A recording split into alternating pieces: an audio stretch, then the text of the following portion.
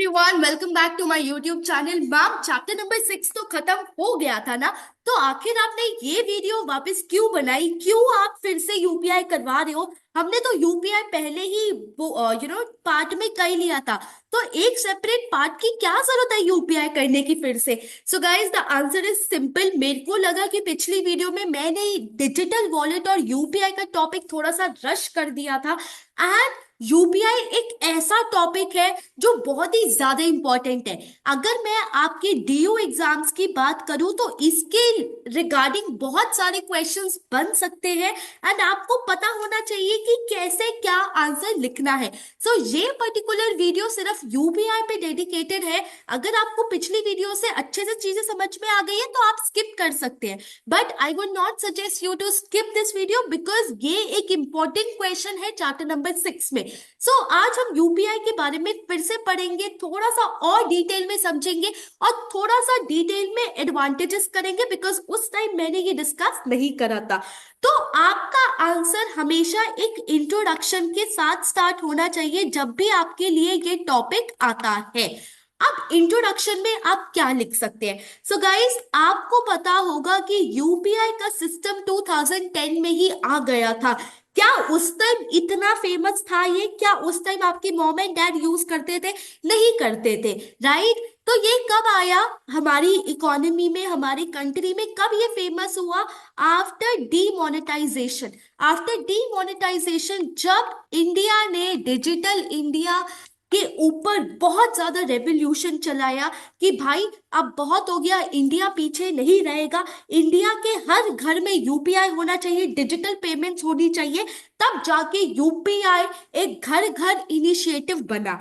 अब ये 2018 में स्टार्ट हो गया था, बट 2019 में इसको एकदम से और आई वुड से बहुत ही ज्यादा सपोर्ट मिल गया, बहुत ही ज्यादा इसका इंपॉर्टेंस बढ़ गई। क्यों? क्योंकि मैम उस टाइम कोविड आ गया था, तो हमें किसी का वायरस नहीं लेना था। हम प्रेफर करते थे हम किसी के पैसों को टच ना करें, राइट? उस टाइम तो कुछ लोग, मैंने इंस्टा पे रील्स देखी थी, पैसे भी धो रहे थे। ठीक है, तो उस टाइम हम प्रेफर करते थे कि मैम कॉन्टैक्टलेस पेमेंट हो जाए, इसलिए यूपीआई की वॉल्यूम, यूपीआई की ट्रांजैक्शंस एकदम से बढ़ गई। फिर क्या था मैम, एक बार जब चीजें हमारे डेली लाइफ में आ जाती है तो उससे वापस हटना बहुत मुश्किल हो जाता है। तो यूपीआई इस तरीके से इंडिया में आया।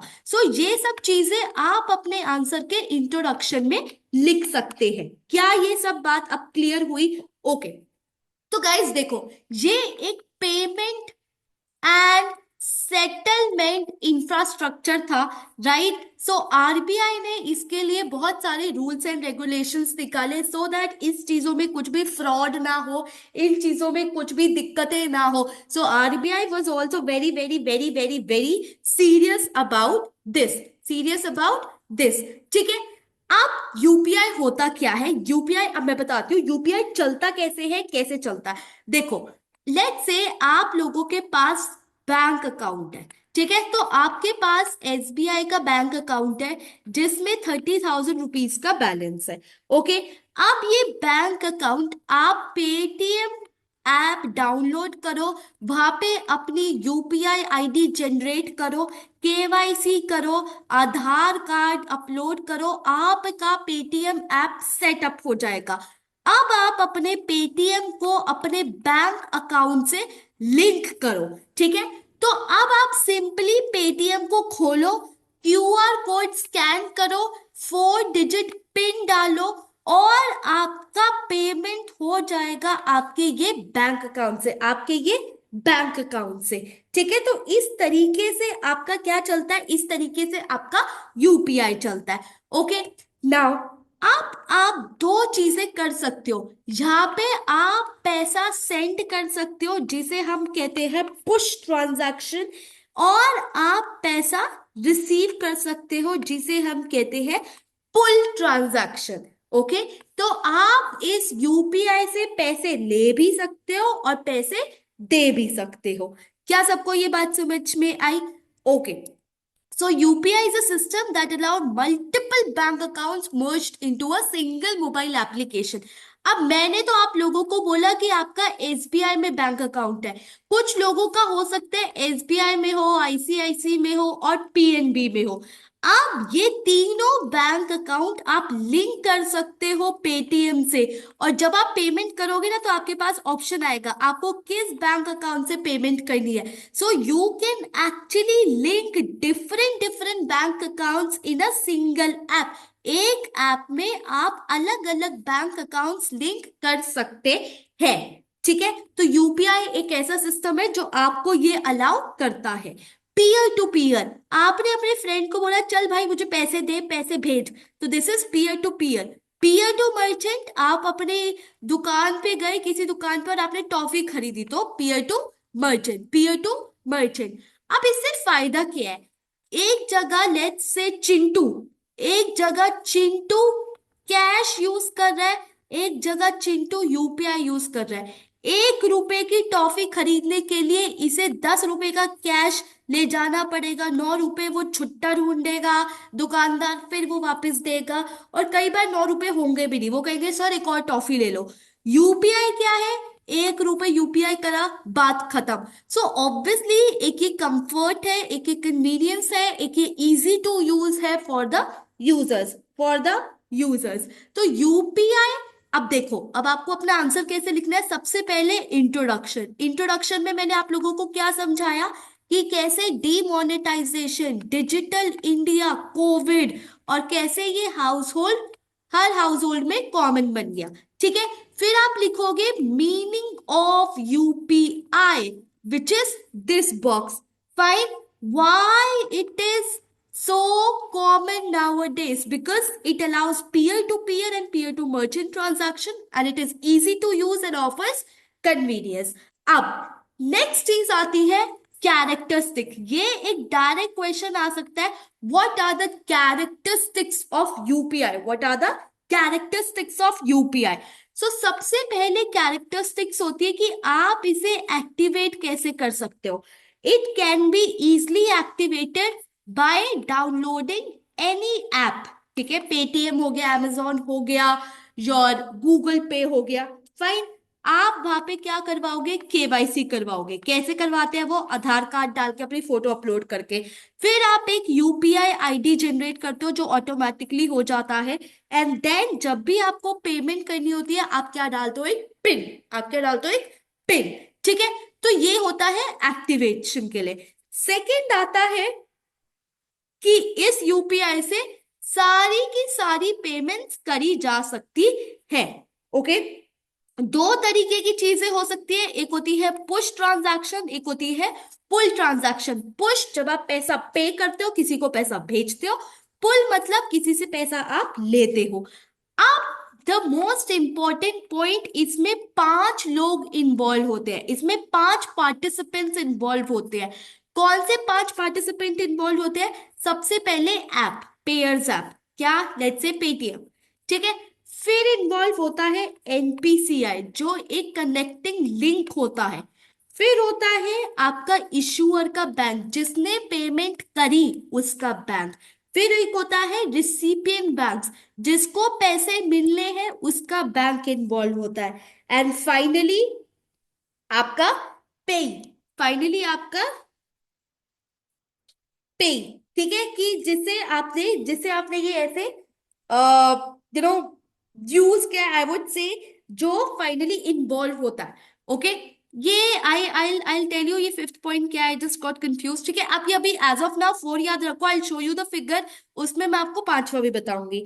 And finally the fifth transaction would be, fifth important point would be कि आपको यहाँ पे कोई भी चार्जेस पे नहीं करने पड़ते, आपको कोई भी चार्जेस यहाँ पे नहीं करने पड़ते। तो 5 कैरेक्टरिस्टिक्स आपको ये लिखनी पड़ेगी अपने आंसर में।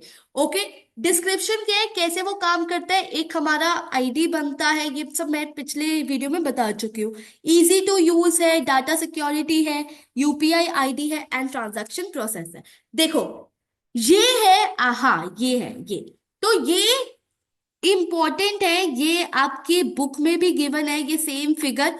देखो मैं बताती हूँ यूपीआई का ट्रांजैक्शन कैसे काम करता है। तो ये है आपका पेटीएम, फाइन, लेट्स से आपको 500 रुपये पे करना है, आपने रिक्वेस्ट इनिशिएट करी, मुझे 500 रुपये पे करना है, तो payer's PSP, then request forward होती है एनपीसीआई पे एंड पे एसपी। तो दिस इज पेयर का पीएसपी, दिस इज पे का पीएसपी। फाइन, यहाँ पे रिक्वेस्ट आई, एड्रेस रिजॉल्व हुआ, NPCI would be the link, then beneficiary bank passes request to bank to credit, तो इसके पैसे क्रेडिट हो जाते हैं, इसके डेबिट हो जाते हैं, एंड देन फाइनली आपके पास पिन आता है एंड वो ट्रांजैक्शन सक्सेसफुल हो जाती है। तो जो आप 5 सेकंड में करते हो ना, उन 5 सेकंड में ये सारी चीजें हो जाती है, राइट? कैसे रिक्वेस्ट इनिशिएट होती है, फॉरवर्ड होती है, रिजॉल्व होती है, किसका पैसा डेबिट होता है, किसका क्रेडिट होता है, एंड फाइनली आपका ट्रांजैक्शन कंप्लीट हो जाती है, फाइनली आपकी ट्रांजैक्शन कंप्लीट हो जाती है। तो ये बहुत ही इंपॉर्टेंट है। NPCI is a link, this is very important link, because ये सारी चीजें कनेक्ट कर रहा है एक दूसरे से। Okay, so what are the benefits, ये एक इंपॉर्टेंट क्वेश्चन है जो आपके पेपर में आ सकता है।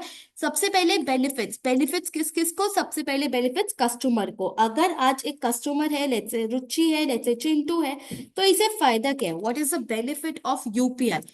बेनिफिट ये है कि मैम कभी भी बैठ के कभी भी कुछ भी पेमेंट कर सकते हैं, ठीक है? रात को अगर मुझे एक इंस्टा पे ऐड आया और मुझे उसकी ड्रेस बहुत अच्छी लगी जो 500 रुपए की थी, देन ऑफ कोर्स मैं यूपीआई करके वो पेमेंट कर सकती हूँ, एंड मुझे कैश उस टाइम ढूंढना नहीं पड़ेगा। Then faster authentication with biometrics, तो जैसे ही मैं पेमेंट करती हूँ वैसे ही पिन आ जाती है, क्या मुझे 10 सेकेंड भी वेट करना पड़ता है? नहीं, it maximum take 1 second. No charges, क्या अगर मैं 1 लाख रुपए की ट्रांजैक्शन करूं या 100 रुपए की करूं, कोई भी इस पे एडिशनल चार्जेस नहीं लगते। स्पेशल ऑफर्स, कभी कभी आप लोगों ने देखा होगा कि डोमिनोज से अगर आप पिज्जा ऑर्डर करो तो ऐसे लिखा होता है, अगर आप यूपीआई करोगे 10 रुपीज का कैशबैक आएगा, 100 रुपीज का कैशबैक आएगा। तो ये एडिशनल बेनिफिट्स होते हैं टू द कस्टमर, अगर आप यूपीआई मेथड ऑप्ट करते हो, एडिशनल डिस्काउंट्स मिलते हैं, एडिशनल स्कीम्स मिलती है। बैंक्स को क्या फायदा है? बैंकिंग नेटवर्क बढ़ता है, सिक्योरिटी बढ़ती है, एंड सिंप्लीफाइड ट्रांजैक्शंस होती है, उनके लिए भी चीजें बहुत इजी टू ट्रैक होती है। मर्चेंट को क्या फायदा है? इजियर फंड कलेक्शन, मैम उन्हें अब कैश छुट्टे नहीं रखने पड़ते, मैम अब सबसे वो डील कर सकते हैं, right? Reduce need to store customer information, नहीं तो पहले वो अपनी बुक खोलता था, खाता खोलता था, फिर वो देखता था, इंस्टेड अब उसकी सारी ट्रांजैक्शंस रिकॉर्डेड है। It enables in app payment, उसने एक यूपीआई कोड लगा दिया एंड वो सब पे एप्लीकेबल है। Okay, so this is the advantage that you need to learn from each and every party. So अगर मैं यूपीआई की बात करूं, हमने क्या क्या सीखा? सबसे पहले आपको इंट्रोडक्शन लिखना आना चाहिए, फिर आपको मीनिंग लिखना आना चाहिए, फिर आपको कैरेक्टरिस्टिक्स लिखनी आनी चाहिए जो मैंने बताई, फिर आपको थोड़ा सा डिस्क्रिप्शन लिखना आना चाहिए, देन आपको बेनिफिट्स लिखने आने चाहिए, and then that flow chart जो बहुत ही ज्यादा इंपॉर्टेंट था, ठीक है? सो ये था आपका इस पर्टिकुलर वीडियो में यूपीआई, एंड आई होप अब आप लोगों को बेटर समझ में आया हो। Next video I will make one more video for digital wallets, because वो एक ऐसा टॉपिक है जो शायद मेरे को लग रहा है पिछली वीडियो में रश हो गया है, so you can watch that. Okay, bye bye, take